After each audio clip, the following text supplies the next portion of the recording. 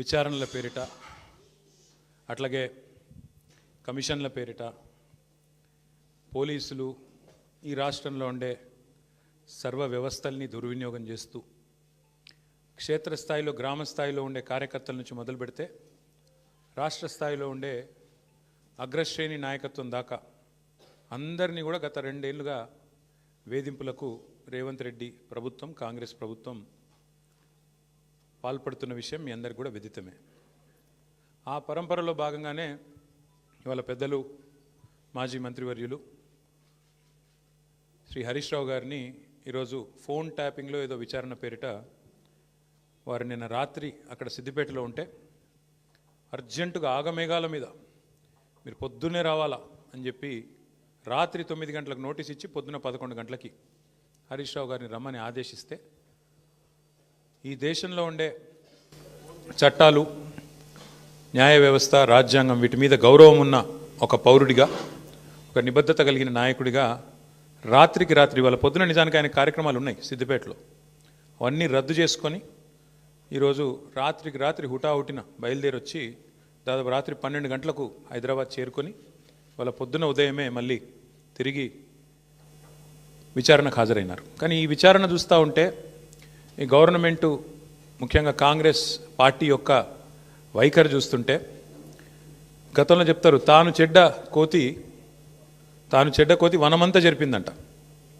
అట్లాగా రేవంత్ రెడ్డి గారు ఆయన గతంలో దరిద్రపు కొట్టు పనులు చేసిండు కాబట్టి దొంగ పనులు చేసి దొరికిపోయిండు కాబట్టి డబ్బు సంచులతో దొరికిన దొంగ కాబట్టి అందరు కూడా అదే బుద్ధులు ఉంటాయి అనుకునే ఒక పద్ధతుల్లో ఆయన వ్యవహారం కనబడతా ఉంది. ఆయన కంటిన బురద అందరికి అంటాలని చెప్పి ఆయన పాపం తాపత్రయపడుతున్నాడు, తహతహలాడుతూ ఉన్నాడు. ఒకటి రేవంత్ రెడ్డి గారికి చెప్తా ఉన్నా, ఇలా జరుగుతున్నది మీకు కూడా చెప్తా ఉన్నా, సిట్టు విచారణ కాదు, ఇది చిట్టి విచారణ. చిట్టినాయుడు గారు నడిపిస్తున్న ఒక పనికిమాలిన విచారణ తప్ప, ఓ లొట్టపీసు కేసులో ఇంకో పనికిమాలిన చిట్టి విచారణ తప్ప సిట్టు లేదు, తిట్టు లేదు. ఆడ ఏమి లేదు. 2 ఏళ్ల నుంచి బోగస్ కథనాలు, ముఖ్యమంత్రి కార్యాలయంలో వండి వడ్డించి వార్చే పనికిమాలిన స్టోరీలు, ఒక్కటి కూడా రాష్ట్ర ప్రజలకు పనికొచ్చే కథనం లేదు. పనికిమాలిన స్టోరీలతో 2 ఏళ్ళు టైంపాస్ చేస్తూ ఉన్నాడు.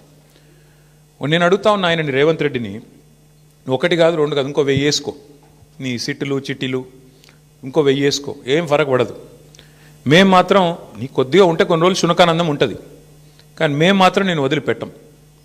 బీఆర్ఎస్ ఇవాళ తెలంగాణ ప్రజల గొంతుక, ప్రధాన ప్రతిపక్ష పార్టీ. మీరు ఎన్నికల్లో ఆనాడు మమ్మల్ని ఓడించడానికి అడ్డమైన మాటలు చెప్పి అడ్డగోలు హామీలు ఇచ్చి అందమైన అబద్ధాలను 6 గ్యారంటీ కార్డుల రూపంలో ప్రచురించి ఆ రోజు ప్రజలను ఏదైతే బురిడి కొట్టించినారో మేము ప్రజల తరపున గట్టిగా మాట్లాడుతున్నాం అన్నది నీ బాధ. ఇవాళ ఎట్లా ఉన్నదంటే నీ వ్యవహారం రేవంత్ రెడ్డి గారు, అదృష్టం అందలం ఎక్కిస్తే బుద్ధి మాత్రం ఇంకా బురదలనే ఉన్నది రేవంత్ రెడ్డిది. రాజకీయంగా ఇంకా కూడా ఆయనకు జ్ఞానం రాలే, ముఖ్యమంత్రి అన్న సోయి లేదు. తెల్లారి లేస్తే కేసీఆర్ గారిని తిట్టడం, మా పార్టీ నాయకులను తిట్టడం, పనికిమాలిన బూతులు మాట్లాడడం, పనికిమాలిన పని చేయడం తప్ప. అందుకే అంటున్నా నేను, అదృష్టం అందలం ఎక్కించినా బుద్ధి మాత్రం బురద బుద్ధే రేవంత్ రెడ్డిది. అందుకే ఈ దిక్కుమాలిన పనులు చేస్తూ ఉన్నాడు. 2 సంవత్సరాల నుంచి సాగదీస్తున్నాడు ఫోన్ ట్యాపింగు. నేను ఇవాళ అడుగుతా ఉన్నా రేవంత్ రెడ్డిని, ఎందుకు ఒక్క అధికారి కానీ ఒక్క మంత్రి కానీ లేదా స్వయంగా హోంమంత్రి ముఖ్యమంత్రిగా ఉన్న ఈ రాష్ట్రంలో ఒక్క అఫీషియల్ ప్రెస్ మీట్ ఎందుకు ఉండదండి ఫోన్ ట్యాపింగ్ మీద? ఒక్కరు బయటకు వచ్చి ఎందుకు మాట్లాడరు? ఎన్ని రోజులు లీక్ల మీద బతుకుతావు? జరిగింది తప్పు అంటున్నావు, ఏం తప్పు జరిగింది చెప్పు. ఇంకెన్ని రోజులు లీక్ల మీద బతుకుతావు? ఎన్ని రోజులు లీకులు ఇచ్చుకుంటా ఫలానా వల్లదైంది, ఇదైంది, అల్లమైంది, బెల్లమైంది, పనికిమాలిన లీకులు తప్ప ఒక్క అధికారిక ప్రెస్ మీట్ ఈరోజు వరకు ఉందా? సిట్టు కానీ ఇంకోటి కానీ లేదా మంత్రులు కానీ ముఖ్యమంత్రి కానీ ఒక్క మాట అధికారికంగా చెప్పిన పాపన పోయినరా? ఏంది ఫోన్ ట్యాపింగ్? ఎవరి ఫోన్ ట్యాపింగ్? ఎక్కడ ఫోన్ ట్యాపింగ్? ఏం జరిగింది? రాజకీయ వేధింపులకు ఇంకా విచిత్రం ఏంటంటే, హరీష్ రావు గారి మీద కుట్ర, ఎవరో ఒక ఆయన సిద్దిపేటలో ఆయన మీద రాజకీయ ప్రత్యర్థిగా ఉన్న ఆయనతోని కేసు పెట్టిస్తే హరీష్ రావు గారు న్యాయస్థానాన్ని ఆశ్రయించినారు, హైకోర్టు పోయినారు. హైకోర్టు కొట్టేస్తే ముఖ్యమంత్రి గారు ఆయన ఆరాటం ఎట్లాంటిదంటే హరీష్ రావు గారిని జైలుకు పంపాలని సుప్రీంకోర్టుకు పంపించినాడు ఈ కేసును. హైకోర్టు కొట్టిస్తే ప్రభుత్వ పైసలతోని ప్రభుత్వమే పెద్ద పెద్ద న్యాయవాదులు గంటకు కోటి రూపాయలు తీసుకునే న్యాయవాదులను పెట్టి ప్రజల పైసలతోని సుప్రీంకోర్టుకు పోయినాడు. సుప్రీంకోర్టు కూడా కొట్టేసింది. అయినా నీకు సిగ్గు రాలేదా? ఈ కేసులో ఏం లేదు, విచారణార్హం కాదు ఈ కేసు అని, ఈ ఫోన్ ట్యాపింగ్లో పసలేదు హరీష్ రావు గారి మీద అని చెప్పి సుప్రీంకోర్టు కొట్టేసినాక కూడా, సుప్రీంకోర్టు కంటే కూడా నీ సిట్టు నీ చిట్టి పెద్దదా? అసలు ఏమైనా ఇంగితం ఉందా ఈ ముఖ్యమంత్రికి కానీ ప్రభుత్వానికి కానీ? వాళ్ళ బాధ అంతా ఒకటే. నిన్న ఉదయం హరీష్ రావు గారు డీటెయిల్డ్గా ప్రెస్ మీట్ పెట్టి రేవంత్ రెడ్డి బావమరిది కుంభకోణం బయటపెట్టిండు. రేవంత్ రెడ్డి బావమరిది బయట పెట్టే వరకు వెంటనే సాయంత్రం వరకు హరీష్ రావు గారికి నోటీసులు. ఇది వాస్తవం, ఏం లేదు ఇలా. ఎంతకంటే నిజంగానే హరీష్ రావు గారు నిన్న చెప్పింది తప్పైతే, నిన్న ఉదయం ప్రెస్ మీట్లో హరీష్ రావు గారు చెప్పింది తప్పైతే, అయితే సింగరేణి సంస్థను సంబంధిత అధికారులు, బాధ్యులైన మంత్రి గారో లేదా ముఖ్యమంత్రి గారో ఈ పాటికి తప్పు వారు చెప్పింది ఇది వాస్తవం అని చెప్పాలి కదా. చెప్పారా? 24 గంటలు అయిపోయింది. ఎందుకు మాట్లాడట్లేదు? ఎందుకు ఒక్క స్పందన లేదు? ఎందుకు ఒక్కరంటే ఒక్కరు? కాంగ్రెస్ కుంభకోణాలు బయటపెట్టిన ప్రతిసారి ఇదే డైవర్షన్ గేమ్లు, ఇదే రకమైన డ్రామాలు వీళ్ళకి అలవాటుగా మారిపోయింది. సింగరేణి టెండర్లలో ఇవాళ నేను ఆధారాలతో సహా మీ ముందు బయటపెట్టబోతా ఉన్నా. స్పష్టంగా రేవంత్ రెడ్డి గారి బావమరిది కోసం ఆయనని కింగ్ పిన్గా చేసి, సృజన్ రెడ్డి అనే వ్యక్తిని కింగ్ పిన్గా చేసి ఆయన చుట్టూ ఇవాళ మొత్తం ఆ టెండర్లన్నీ రిగ్గింగ్ చేసి మొత్తానికి 9 టెండర్లు ఇప్పటికే పూర్తి చేసినారు. మీకు ఈ విషయంలో ఒక చిన్న అవగాహన ఉండాలి కాబట్టి ఒక చిన్న విషయం చెప్తాను. మేము గతంలో 10 ఏళ్ళు, దాదాపు 10 ఏళ్ళు అధికారంలో ఉన్నాం. సింగరేణి సంస్థలో కేసీఆర్ గవర్నమెంట్ ఉన్నప్పుడు ఎన్నడూ రాజకీయ జోక్యం లేదు, ఎన్నడూ ఇట్లాంటి దిక్కుమాలిన కార్యక్రమాలు లేవు, ఈ పైసల ఆలోచన లేదు. అందుకే నీట్గా కంపెనీ నడిచింది. వేలాది మంది కార్మికులకు అద్భుతమైన బోనస్లు ఇచ్చినాం, 30%, 35% బోనస్లు ఇచ్చినాం. సంస్థ బాగు కోసం ఆలోచించినాము, సంస్థను లాభాల్లోకి తీసుకొని పోయే ప్రయత్నం చేసినాం. వేల మంది కార్మికుల వాళ్ళని సంరక్షించడం, వాళ్ళకి ఇచ్చిన వాగ్దానాలు నెరవేర్చడమే లక్ష్యంగా మేము పనిచేసినాం. అందుకే ఆ రోజు సింగరేణి సంస్థలో ఏదైనా టెండర్ పిలిస్తే ఎస్టిమేటెడ్ వాల్యూ కంటే మైనస్లో పోయేది టెండర్. ఎస్టిమేటెడ్ వాల్యూ 100 రూపాయలు అయితే -10, -20 అంటే కాంపిటీషన్ ఉండేది. కాంట్రాక్టర్లు ఒకరితోనొకరు పోటీపడి మైనస్లో బిడ్ చేసిన పరిస్థితి, దేశవ్యాప్తంగా కాంట్రాక్టర్లు పార్టిసిపేట్ చేసిన పరిస్థితి. వీళ్ళు సింగరేణిని ఒక బంగారు బాతులాగా చూసి దీనిలో ఎట్లా డబ్బులు సంపాదించాలని ఆలోచన చేసి ఒక కొత్త విధానం, ఒక కొత్త నిబంధన తీసుకొని వచ్చినారు. ఆ నిబంధన ఏందయ్యా అంటే, ఎందుకంటే సింగరేణి దక్షిణ భారతదేశంలోనే అతిపెద్ద కోల్ బ్లాక్, భారతదేశంలోనే అతిపెద్ద కోల్ బ్లాక్స్లో ఒకటి. అందుకే ఏం చేసినారు వీళ్ళు, చాలా ఆలోచన చేసి ఈ సృజన్ రెడ్డి అనేవాడు, ఆయనతో పాటు అక్కడ సింగరేణి సంబంధించిన అధికారులు, మరి బట్టి గారికి తెలిసి జరిగిందా తెలియక జరిగిందా, ముఖ్యమంత్రి గారికి అనుసరణలో జరిగిందా నాకు తెలియదు, కానీ ఈ సృజన్ రెడ్డి అనే వ్యక్తి మొత్తానికి ఒక కండిషన్ పెట్టించినాడు. ఏమని? ఖచ్చితంగా ఇప్పుడు ఉదాహరణకు మీరు తెలంగాణలో ఉన్నారు, ఎక్కడో జార్ఖండ్లో కోల్ బ్లాక్ ఉంది, మీకు కంపెనీ ఉంది, మీ కంపెనీకి అర్హతలు ఉన్నాయి, వాళ్ళు టెండర్ పిలిచారు, మీరు డైరెక్ట్గా ఆన్లైన్ టెండర్ వేయచ్చు. ఇవాళ రేపు మొత్తం ₹1,00,000 వరకు కూడా ఆన్లైన్ టెండరే కదా ఇవాళ. 1,00,000 దాటింది అంటే ఈ టెండర్, ఈ ప్రొక్యూర్మెంటు, ఈ టెండర్. అట్లాంటప్పుడు వేల కోట్లు, వందల కోట్లతో ముడిపడ్డ కోల్ బ్లాక్లలో వీళ్ళు ఎంత పనికిమాలిన నిబంధన పెట్టారంటే, మీరు బిడ్ చేయాలంటే, మీరు పార్టిసిపేట్ చేయాలంటే టెండర్లో మీరు ఇక్కడ బిడ్ వేయాలి అంటేనే మీరు సైటుకు స్వయంగా వచ్చి సైటు విజిట్ చేసినట్టు సర్టిఫికేట్ తీసుకోవాలి సింగరేణి దగ్గర అని పెట్టినారు. అంటే దీని ఉద్దేశం ఏంది? ప్రపంచంలో ఇప్పుడు ఆస్ట్రేలియా వాడు ఉంటాడు, అమెరికా వాడు ఉంటాడు, వాడు సింగరేణి బిడ్లో పార్టిసిపేట్ చేయాలంటే వాడు స్వయంగా రావాలా, వచ్చి సింగరేణి అధికారులను కాలు పట్టుకొని, వాళ్ళని వేలు పట్టుకొని బతిమలాడి ఆ సర్టిఫికేట్ తీసుకోవాలి, సైట్ విజిట్ చేసినా అని. వీళ్ళు ఏం చేస్తున్నారు? సైట్ విజిట్ రాగానే ఆ కంపెనీ పేరు, మేనేజింగ్ డైరెక్టర్ పేరు, CEO పేరు, ఫోన్ నంబరు అన్నీ రాసుకుంటున్నారు. రాసుకొని సుజన్ రెడ్డి స్వయంగా బెదిరిస్తున్నాడు ఫోన్ చేసి, నేను ముఖ్యమంత్రి బామ్మర్ది మాట్లాడుతున్నా, మీరు ఇందులో పాల్గొనొద్దు అని బెదిరిస్తున్నాడు. వినలేదనుకో, మేము వేస్తామా, మాకు సీనియారిటీ ఉందంటే వెంటనే ఏం చేస్తున్నారు? వాళ్ళకి సర్టిఫికేట్ ఇస్తలేరు, వాళ్ళు సైట్ విజిట్ చేసినట్టు కూడా సర్టిఫికేట్ ఇవ్వట్లేదు, తద్వారా వాళ్ళు పార్టిసిపేట్ చేయకుండానే ఎగరగొడతా ఉన్నారు. ఇది జరుగుతూ ఉంది సింగరేణి. ఇప్పుడు నైనీ కోల్ బ్లాక్ ఏదైతే నిన్న బట్టి విక్రమార్క గారు రద్దు చేశారో, ఆ రద్దు వెనుక ఉన్నది కూడా వాటాల పంచాయతీ మీకు తెలుసు.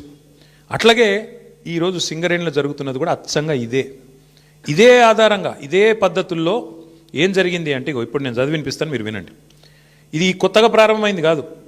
రేవంత్ రెడ్డి గవర్నమెంట్ రాగానే రేవంత్ రెడ్డి గారి గవర్నమెంట్ రాగానే, కాంగ్రెస్ గవర్నమెంట్ రాగానే ఈ దోపిడీ స్టార్ట్ అయింది. ఎప్పుడు స్టార్ట్ అయింది? ఫిబ్రవరి 24 నుంచి స్టార్ట్ అయింది. ఫిబ్రవరి 20 రోజు ఎంక్వైరీ డేటు ఒక 385 కోట్లది టెండర్ పిలిచిండ్రు. అప్పుడు ఇంకా ఈ సైట్ విజిట్ ఇది పెట్టినట్లు లేరు, అందుకే అప్పుడు కూడా లెస్లనే పోయింది. తర్వాత ఇంకొక టెండర్ పిలిచిండ్రు మేలో, అది కూడా లెస్లనే పోయింది. Godavari Khani RGOC1, RGOCP3 mine, ఈ రెండు కూడా ఇంకా అప్పటికి దిక్కుమాలిన దంద మొదలు కాలే. ఆడికెళ్ళి మొదలైంది కథ. ఎప్పుడు? 24కి వెళ్ళి 24 జూన్కి వెళ్ళి మొదలైంది.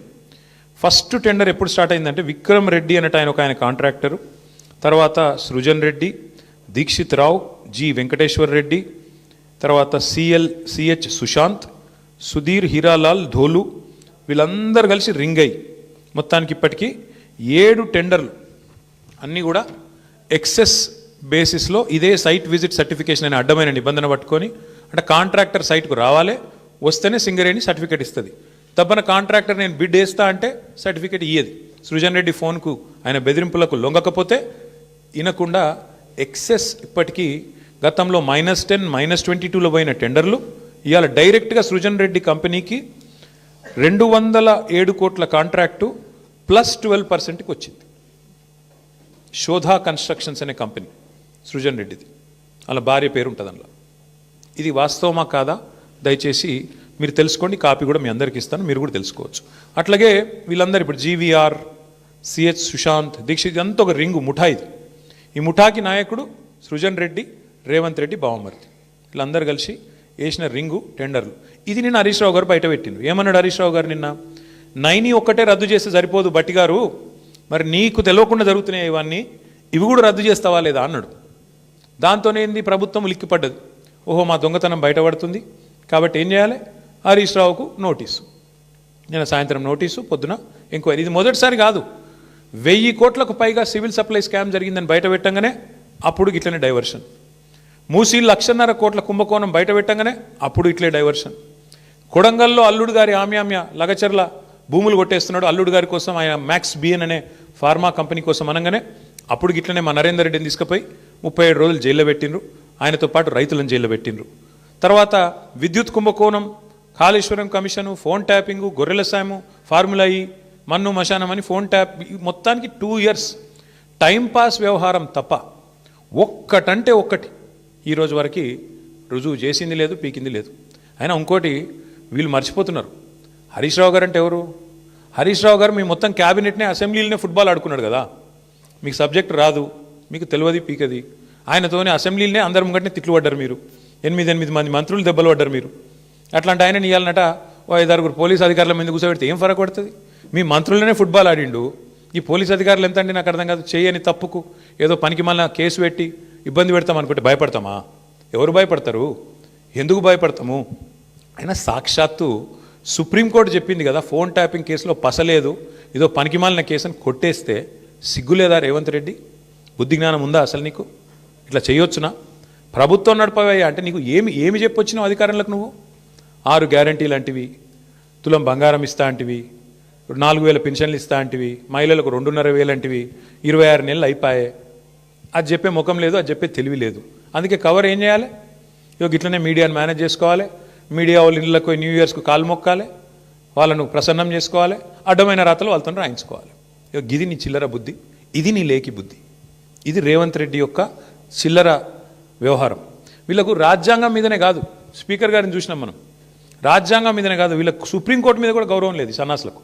ఇది వాస్తవం. అందుకే ఇవాళ సుప్రీంకోర్టు ఫోన్ ట్యాపింగ్ జరగలేదురా అని చెప్తే కొట్టేస్తే హరీష్ రావు గారి మీద కేసు, అయినా నోటీసులు ఇచ్చినారంటే వీళ్ళకి ఎంత తెలివి ఉంది, వీళ్ళు ఎంత తెలివైన వాళ్ళు దీంతోనే చెప్పొచ్చు. ఇంకొక మాట కూడా నేను చెప్తా ఉన్నా ఇవాళ రేవంత్ రెడ్డికి, ఇంకో 1000 సీట్లు వేసుకో, ఏం చేసుకుంటావో చేసుకో, మా నాయకులందరికీ నోటీసులు ఇచ్చుకో, ఏమన్నా చేసుకో, భయపడం. బీఆర్ఎస్ తెలంగాణ ప్రజల గుండె చప్పుడు, తెలంగాణ ప్రజల గొంతు బీఆర్ఎస్, తెలంగాణ ప్రజల బలం, గలం, తెలంగాణ దళం, కేసీఆర్ బృందం బీఆర్ఎస్. మేము ఎవ్వరికి భయపడం, బరాబర్ కొట్లాడతాం. నీ కాంగ్రెస్ పార్టీని, నీ ప్రభుత్వాన్ని అంతు చూసేదాకా ప్రజల తరపున నిలదీస్తూనే ఉంటాం. నువ్వు ఎన్ని విచారణలనే చేసుకో, ఎన్ని రకాలుగా మా వాళ్ళని వేధిస్తున్నావు ఈ వేదిక మీద కూర్చున్న వాళ్ళందరికీ తెలుసు. అందరికీ ఏదో రకంగా వేధింపులు, రకరకాలుగా చిల్లర పనులు చేస్తూనే ఉన్నారు. ఇంకా ఇప్పుడు ఈ అందానికి ఇప్పుడే చూసిన ఇక్కడికి వచ్చేటప్పుడు కేసీఆర్ గారికి నోటీస్ ఇస్తారట. ఏది? ఈ లొటపీస్ కేసులో ఇచ్చుకో, ఏం చేసుకుంటావో చేసుకో, ఏం భయపడం, ఏం చేసుకుంటావో, ఎన్ని అడ్డమైన స్టోరీలు నడిపించుకుంటావో, ఎన్ని కథనాలు వడ్డించి వారుస్తావో వార్చు, ఏం భయపడం, అన్నీ ఎదుర్కొంటాం. దేశంలో ఇంకా న్యాయం ధర్మం ఉంది, న్యాయస్థానాలు ఉన్నాయి, వాటి మీద మాకు గౌరవం ఉంది. తప్పకుండా నీలాంటి దుర్మార్గులతో ఎట్లా కొట్లాడాలో అట్లా కొట్లాడతాం. కానీ ఇక్కడ ఈ మొత్తం కేసులో ప్రధాన దోషి ఇవాళ ముఖ్యమంత్రి బావమరిది. మొత్తం ఈ కోల్ కుంభకోణంలో, సింగరేణి కుంభకోణంలో ప్రధాన ముద్దాయి సింగరేణిలో ఇవాళ మొత్తం king pin, ring master Srujan Reddy అని ముఖ్యమంత్రి బావమరిది. ఇదివరకు అమృత్ స్కామ్లో కూడా ఈ ముద్దాయే భాగస్వామి, ఇప్పుడు కూడా ఈ సింగరేణిలో కూడా ఆయనే ఉన్నాడు. నేను సూటిగా కిషన్ రెడ్డి గారిని, భారతీయ జనతా పార్టీని అడుగుతా ఉన్నా, మీకు నిజంగానే ఈ పాపంలో, ఈ దొంగతనంలో మీకు వాటా లేకపోతే, ఈ దొంగతనంలో మీరు భాగస్వాములు కాకపోతే మీరెందుకు స్పందిస్తలేరు? సింగరేణి అంటేనే ప్రభుత్వ రంగ సంస్థ, 51% రాష్ట్ర ప్రభుత్వానిది, 49% కేంద్ర ప్రభుత్వానికి వాటా. మరి మీకు ఇలా వాటా లేదా? మీరు ఏ రకంగా ఇట్లా ఓపెన్గా మొత్తం భారతదేశంలో ఎక్కడన్నా ఎక్సెస్ టెండర్లు అవుతున్నాయండి? కోల్ బ్లాక్స్లో ఎక్కడన్నా, కోల్ ఇండియా ఆధ్వర్యంలో జరుగుతున్న ఎక్కడన్నా టెండర్లలో 7%, 12% ఎక్సెస్ పోతున్నాయా? మరి ఎక్కడ లేని సింగరేణిలో పోతున్నాయంటే, ఎక్కడ లేని సర్టిఫికేట్, విజిట్ సైటేషన్ సర్టిఫికేట్ అనేది సింగరేణిలో పెట్టిరంటే, ఇవన్నీ చూస్తూ కూడా coal minister, central cabinet minister Kishan Reddy గారు నిర్లిప్తంగా ఉన్నారు, మౌనంగా ఉన్నారంటే ఏమనుకోవాలి మేము? ఈయనకు కూడా ఇందులో వాటాలు ముడుతున్నాయనా, ఇద్దరు కలిసి పంచుకుంటున్నారనా, ఏమనుకోవాలి? అందుకే మేము డిమాండ్ చేస్తూ ఉన్నాం, సిట్టింగ్ సుప్రీంకోర్టు జడ్జితో కానీ, సిట్టింగ్ హైకోర్టు జడ్జితో కానీ వెంటనే ఒక కమిషన్ వేయండి, విచారణకు ఆదేశించండి అని చెప్పి coal minister, cabinet minister Kishan Reddy గారిని మేము డిమాండ్ చేస్తూ ఉన్నాం. మీరు కేంద్ర ప్రభుత్వంలో ఉన్నారు కాబట్టి మీరు రాయొచ్చు డైరెక్ట్గా లెటర్, మీరు రాయండి, సుప్రీంకోర్టుకు రాయండి, సీజేకి రాసి ఇట్లా కుంభకోణం జరిగింది సింగరేణిలో, అక్కడ సెంట్రల్ గవర్నమెంట్ వాటా 49% ఉన్నది, ఇలా సింగరేణిని ఇష్టం వచ్చినట్టుగా దుర్మార్గంగా కొంతమంది చెరబట్టినారు, వెంటనే ఇందులో లోతుపాతులు చూడాలని చెప్పి ఈ సైటేషన్ సర్టిఫికేట్ ఎందుకు పెట్టినారు, ఇదివరకు మైనస్లో పోయిన టెండర్లు ప్లస్లకు ఎందుకు వచ్చినాయి, అలా సడన్గా ఇదివరకు అడ్రస్ లేని సృజన్ రెడ్డికి కాంట్రాక్ట్లు ఎట్లు వస్తున్నాయి, ఇవన్నీ బయటపడాలంటే, దొంగలు దొరకాలంటే సిట్టింగ్ జడ్జితో, సుప్రీంకోర్టు సిట్టింగ్ జడ్జితో న్యాయ విచారణ జరగాలి అని మేము డిమాండ్ చేస్తూ ఉన్నాం మా పార్టీ తరఫున. అట్లాగే ఇవాళ రాష్ట్రంలో పరిస్థితులు నాకంటే బాగా మీకు తెలుసు, ఏ ఒక్క వర్గం కూడా పేపర్ తీస్తే ఏ ఒక్క వర్గం కూడా సంతోషంగా లేదు. ఎక్కడ వల్ల అక్కడ రైతులు రైతు బంధు కోసం ఎదురు చూస్తూ ఉన్నారు. సంక్రాంతి పోయింది, నాట్లేసే టైం అయిపోయింది, ఇవాళ ఎన్నికలు లేవు కదా పంచాయతీలలో, అందుకే రైతు బంధు లేదు. ఇవాళ మళ్ళీ చీరలు వచ్చే కార్యక్రమం స్టార్ట్ చేసారట పట్టణాలలో. అంటే ఓట్లు తప్ప, రాజకీయ యావ తప్ప నీకు వేరే ఏది కూడా పట్టి లేదు. నేను ఇంకోటి అడుగుతున్నా, మేము 1000 సీట్లు ఎదుర్కొంటాం, 1000 ఎన్నేస్తావో 1000. కానీ నేను రేవంత్ రెడ్డిని నేను అడుగుతున్నా, మరి మీ సంగతి ఏంది? మీ దండుపాలెం ముఠా, మీ అలీబాబా అరడజన్ దొంగల సంగతి ఏంది? మీ రెవెన్యూ మినిస్టర్ పొంగులేటి శ్రీనివాసరెడ్డి, ఆయన కొడుకు, రెవెన్యూ మినిస్టర్ కొడుకు 100 మంది గుండగాలను వేసుకొని ప్రైవేటు వ్యక్తుల భూములో జొరబడుతున్నాడు. దాని మీద ఏవా సిట్టు? దాని మీద ఉండదా విచారణ? అంటే ఇష్టం వచ్చినట్టు రెవెన్యూ మంత్రి కొడుకు పోయి భూములు కొల్లగొడుతుంటే, ప్రైవేట్ వ్యక్తుల భూముల్లోకి పోయి బౌన్సర్లతో పోయి దాడులు చేస్తుంటే సిట్టులు పిట్టులు ఎడదచ్చినాయి, ఎందుకేయవు? అట్లాగే అడుగుతున్నా నేను, మీ మీ సన్నిహిత అనుచరుడు రోహిన్ రెడ్డి పారిశ్రామికవేత్త తలకు తుపాకీ పెట్టిండు అని నేను చెప్పుడు కాదు, మీరు చెప్పుడు కాదు, మీడియా చెప్పుడు కాదు, మంత్రి గారి కుమార్తె చెప్పింది, మీ క్యాబినెట్లో ఉన్న మంత్రి గారి కుమార్తె చెప్పింది. మరి దాని మీద ఏవా సిట్టు? మంత్రి గారి ఓఎస్డీ తప్పు చేసిండా? తుపాకీ ఎవడు తలకు పెట్టిండు? మంత్రి గారు ఓఎస్డీ పెట్టిండా, లేకపోతే సీఎం బ్రదర్ లాంటి రోహిన్ రెడ్డి పెట్టిండా? దాని మీద ఉండదా సిట్టు? అట్లాగే నిన్నగాక మొన్న ఏఐసిసి సెక్రటరీ 8 కోట్ల రూపాయలు ఇవ్వకపోతే నీ కాంట్రాక్ట్ ఆపేస్తా అని చెప్పి కాంట్రాక్టర్ను బెదిరిస్తే ఆయన పోయి పోలీస్ స్టేషన్లో కంప్లైంట్ ఇచ్చిండు. భ్రమరాంబిక అనేది ఉంది ఏజెన్సీ, అలంపూర్ భ్రమరా. మరి దాని మీద ఉండదా సిట్టు? దాని మీద వస్తలేదా నీ చేయిలు? అట్లాగే నీ బామ్మర్ది మీద వేస్తావా సిట్టు? అంటే ఇక సిట్టులు పిట్టులు, ఈ డ్రామాలు ఓన్లీ బీఆర్ఎస్ని టార్గెట్ చేసుకుంటేనే వేయాలి. బీజేపీని ముట్టవు, మీ కాంగ్రెస్ వాళ్ళను అసలు ఇన్ని కుంభకోణాలు డైరెక్ట్గా బహిరంగంగా బద్దలవుతుంటే దాని మీద సిట్లు ఉండవా? అంతెందుకు నేను ఇంకోటి అడుగుతున్నా, మరి ఒక మీడియా సంస్థ ఏదో కథనం వేస్తే దాని మీద సిట్టేసి 3 జర్నలిస్ట్ని అరెస్ట్ చేసినావు కదా, మరి ఇంకో మీడియా సంస్థ చెప్తున్నది సేమ్ మాట చెప్పింది. ఇంకో మీడియా సంస్థ అయితే ఇంకా దారుణంగా మాట్లాడింది.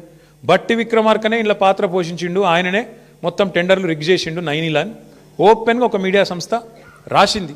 మరి వాళ్ళ మీద ఎందుకో ఉండదు యాక్షన్, వాళ్ళ మీద ఉండదా సిట్టు? అంటే పగబడితే కూడా ఓన్లీ తెలంగాణ జర్నలిస్టులను పగబట్టాలా? ఓ ఇద్దరు బీసీ బిడ్డలు, ఒక ఎస్సీ బిడ్డ, ముగ్గురు జర్నలిస్టులు, వాళ్ళని మాత్రం లోపలేయాలా? యాజమాన్యాలను ముట్టవు, నీకు ఆ ధైర్యం లేదు. వాళ్ళని మాత్రం ఎవరైతే అసలు దొంగలు ఉన్నారో వాళ్ళని ముట్టుకునే ధైర్యం లేదు నీకు. ఇవన్నీ ప్రజలు చూస్తలేరు అనుకుంటున్నావా? నేను ఒకటే అంటా ఉన్నా, నువ్వు ఏమన్నా చేసుకో రేవంత్ రెడ్డి, ఒకటి మాత్రం పక్కా, నిన్ను మాత్రం వదిలిపెట్టం. ఇవాళ నేను అధికారులకు కూడా చెప్తా ఉన్నా, ఈ ఫోన్ ట్యాపింగ్లు వీటి మీద జరుగుతున్న ధారావాహికంగా జరుగుతున్న డ్రామాలు, ఇందులో భాగస్వాములు అయితే అధికారులకు కూడా నేను చెప్తా ఉన్నా, ప్రతిరోజు ఒక్కరిదే ఉండదు. ఇంకో 2-2.5 ఏళ్లలో మళ్ళీ మా ప్రభుత్వం తప్పకుండా వస్తుంది. మీకు తెలుసు, అది ప్రజల మూడు మీకు తెలుసు. మొన్న గ్రామ పంచాయతీ ఎన్నికలు చూసినారు, మీకు తెలుసు. ఇవాళ ఎన్నికలు పెడితే రాష్ట్రంలో ఏం ఫలితం వస్తుందో కూడా అధికారులకు తెలుసు. నేను వారికి చెప్తా ఉన్నా, మేమెన్నడూ గత 10 ఏళ్లలో ఇట్లా అధికారాన్ని దుర్వినియోగం చేయలేదు, ఎక్కడా చేయలేదు. ముఖ్యంగా పోలీస్ వ్యవస్థను ఇంత అడ్డంగా దుర్వినియోగం చేసి ఏదైతే ఇవాళ నాటకాలు ఆడుతున్నారో వాళ్ళందరికీ నేను ఒకటే చెప్తా ఉన్నా, మీరు బలవుతారు, మధ్యలో మీరు బలవుతారు. రేవంత్ రెడ్డి రాజకీయ క్రీడలో మీరు బలవుతారు. మొన్నెట్లయితే కాంగ్రెస్ పార్టీ అంతర్గత కుమ్ములాటల్లో ఆధిపత్య పోరులో జర్నలిస్టులు బలైనారో, రేపు నేను చెప్తున్నా, మీరు భాగస్వాములు అయితే అధికారులు మీరు బలవుతారు. గుర్తుపెట్టుకోండి. రిటైర్ అయిన వాళ్ళని ఏం చేయలేరు భవిష్యత్తులో బీఆర్ఎస్ వాళ్ళు అనుకుంటురేమో, దానికి కూడా మాకు రేవంత్ రెడ్డి గారే తోజు పెట్టిండు. రిటైర్ అయిన అధికారులను కూడా తీసుకొచ్చి 40 రోజులు జైల్లో పెట్టినాడు. కాబట్టి రిటైర్ అయిపోతాము, తప్పించుకుంటాము అనుకునే వాళ్ళకు కూడా నేను చెప్తా ఉన్నా, ఎవరు ఎక్కడికి పోలేరు. ఇప్పుడు ఎవరెవరైతే రేవంత్ రెడ్డి గారు ఆడిచ్చినట్టు ఆడుతుండ్రో, అక్రమమని తెలిసి కేసులు పెడుతుండ్రో, అక్రమమని తెలిసి అడ్డదారులు దొక్కుతున్నారో, ఇంకెక్కువ మాట్లాడుతున్నారు కొంతమంది. అయితే ఎమర్జెన్సీ అయితే మీరు బయట ఉండురా, లోపల ఉందురు. ఎవరు ఎక్కడుండాలో కాలం నిర్ణయిస్తుంది, ప్రజలు నిర్ణయిస్తారు. ఒళ్ళు దగ్గర పెట్టుకుని ఉంటే మంచిది. ఈ టైప్లో ఆయన ఆడిచ్చినట్టు ఆడితే మాత్రం మీకు కూడా తప్పకుండా భవిష్యత్తులో మరి చట్టపరంగా, న్యాయపరంగా మీకు కూడా ఇబ్బందులు ఉంటాయి. గుర్తుపెట్టుకోవాలని చెప్పి కూడా అధికారులకు చెప్తూ, ఈ డైవర్షన్ డ్రామాలు మేము పట్టించుకోం. హరీష్ రావు గారు బ్రహ్మాండంగా పోతారు. ఆయన ఏమడిగినా సమాధానం చెప్పడానికి ఆయన రెడీగా ఉన్నారు. ఎన్నిసార్లు పిలిచినా పోవడానికి రెడీగా ఉన్నాం. చట్టము, ధర్మము, న్యాయం ఈ దేశంలో ఇంకా బతికుంది. రాజ్యాంగం పట్ల మాకు నమ్మకం ఉంది. మా నాయకుడు కేసీఆర్ నేర్పించిన నీతి మాకు అది. కాబట్టి ఎవ్వరూ భయపడం, మా కార్యకర్తలే భయపడతలేరు, మేమెందుకు భయపడతాం? బరాబర్ కొట్లాడి మళ్ళీ తిరిగి పునీతంగా బయటకు వస్తామని చెప్పి తెలియజేస్తూ, మీరు కూడా ఇవాళ అందరూ మరి ఉదయం నుంచి ఇక్కడ ఉన్నందుకు, మాకు సంఘీభావం చెప్పినందుకు మా జర్నలిస్ట్ సోదరులకు కూడా ధన్యవాదాలు.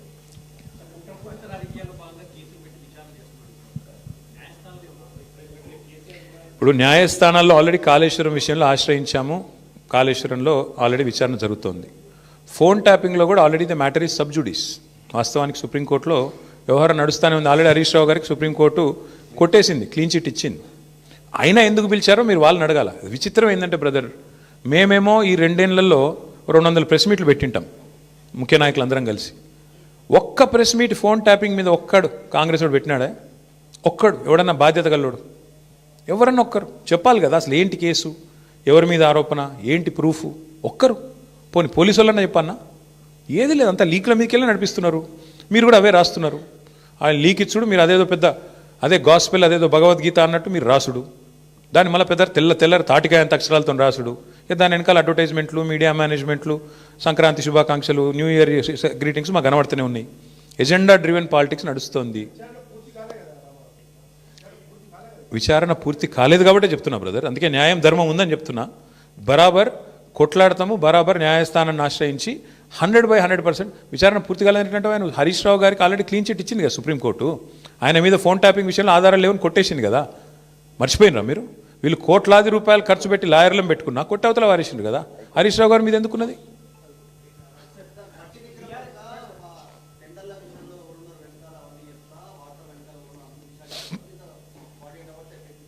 నా పేరు KT Ramarao. You are asking the wrong person. ఏమవుతుంది అన్నది లేదు. దొంగలు కలిసి ఉల్లు పంచుకుంటున్నారు. ఒక ఆయన మిస్టర్ 20%, ఒక ఆయన బ్యాగ్ మ్యాన్. 2 బ్యాగులు పంపిండేమో, ఏముంటుంది అందులో పెద్ద దాచిపెట్టేది ఏముంది? అయినా పెద్ద తెలివని ముచ్చటేముంది? బ్యాగులు పంచుకొని పదవులు కాపాడుకునే బ్యాచ్ అది, దండుపాలెం బ్యాచ్. ఒక ఆయన 20%, ఒక ఆయన 30%. ఏమున్నది? ఈ దేశంలో అందరికీ తెలుసు బ్రదర్, కాంగ్రెస్ అంటేనే స్కామ్ గ్రేస్. వాళ్ళు చేసే దుర్మార్గ పనుల నుంచి, వాళ్ళ కమిషన్లు, వాళ్ళ దందాల నుంచి దృష్టి మరల్చేందుకే ఇక మా మీద వేసే ఈ ఎంక్వైరీలు, కమిషన్లు, అది కథ.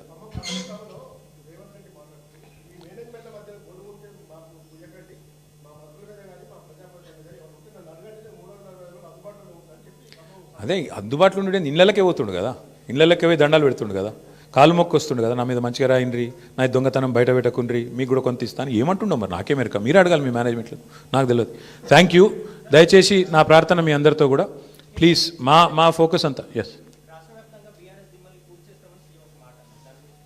ఇటువంటి జోకర్ గాలని మస్తు చూసినాం భయ్. ఇగో ఇదివరకు కూడా మస్తు మంది మస్తు మాట్లాడిన, మకల కొట్టింది పుబ్బల పోతుంది అన్నారు, అసలు పార్టీ తుపేలు అన్నారు, ఇదన్నారు అదన్నారు. వాళ్ళందరి పక్కలో బల్లెం బీఆర్ఎస్. ముట్టుకోమని ఎక్కడైనా ఒకటి ముట్టుకొని చూడమని చూద్దాం మేము కూడా. ఎందుకంటే వాళ్ళు మర్చిపోతున్నారు, 10 ఏళ్ళు మేము కూడా అట్లాంటి పాలిటిక్సే చేస్తే కాంగ్రెస్ నామరూపాలు లేకుండా పోయేది. ఇవాళ పాపం ఆయన అక్కస్సు, ఆయన బాధ అంతా ఏంటంటే, ఆయన పాపం కాంట్రాక్ట్ పద్ధతిలో, అవుట్సోర్సింగ్ పద్ధతిలో సీఎం అండ్ పేమెంట్ కోటాలో ఆయన బాధ అంతా ఏంది, సొంత ఐడెంటిటీ లేదు, ఇంకా ఎవరు గుర్తుపడతలేరు, ఇంకా కూడా గుర్తుపడతలేరు పాపం. గుర్తుపట్టకపోతే యాక్టర్లను జైలు వేస్తాడు, యాక్టర్లు పోయి బతిమలాడుకోకపోతే జీవోలు ఇయ్యాడు. ఆయన ఐడెంటిటీ క్రైసిస్లో ఉన్నాడు. ఆఖరికి ఏదో హార్వర్డ్ పోయి చదువుకుంటాడట, మరి చదువుకొని వచ్చి ఏం చెప్తాడో తెలియదు నాకు. కానీ ఇప్పుడు హార్వర్డ్ పోయి చదువుకున్నాకైనా మరి లాగుల తొండలు, లేకపోతే అదేంది మెడల పేగులు, ఇవన్నీ బంద్ అయితే అని ఆశిస్తున్నాం. గుడ్లు వీకుడు ఇవన్నీ బంద్ అయితే మంచిది. ఆడపోయినాక కూడా మరి ఇప్పుడు ఇంగ్లీష్ వచ్చిన వాళ్ళని తిడతాడు, నాకు ఒకటి తెలియక అడుగుతా. ఇంగ్లీష్ వస్తే ఆయనకి ఏం బాధనో నాకు తెలియదు. కానీ చిన్నపిల్లలు కూడా రేపు అందరు బళ్ళలో, గవర్నమెంట్ బళ్ళలో కూడా మా అక్క నేతృత్వంలో మొత్తం ఇంగ్లీష్ పాఠశాలలు పెట్టినాం.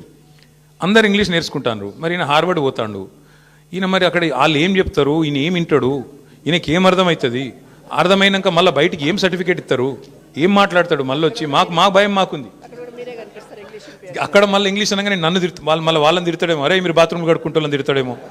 ఇక్కడ అమెరికాలో ఎవరి బాత్రూమ్ వాడు కడుక్కుంటాడు, మరి ఆడ ప్రొఫెసర్ అయినా కూడా వాని బాత్రూమ్ వాడు కడుక్కోవాలి. కాబట్టి మరి ఈయన పోయి ఏం నేర్చుకుంటాడు, ఏమవుతుంది చూడాలి. మరి 30 తారీఖు నాడు నేనైతే అనుకుంటున్నా రేవంత్ రెడ్డి గారు కొత్త మనిషి వస్తాడేమో. ఆ కొత్త మనిషి ఏమైనా కొత్త మాటలు ఏమైనా చెప్తాడా, మళ్ళీ గదే చెత్త మాటలు చెప్తాడా చూద్దాం. Thank you. జై తెలంగాణ.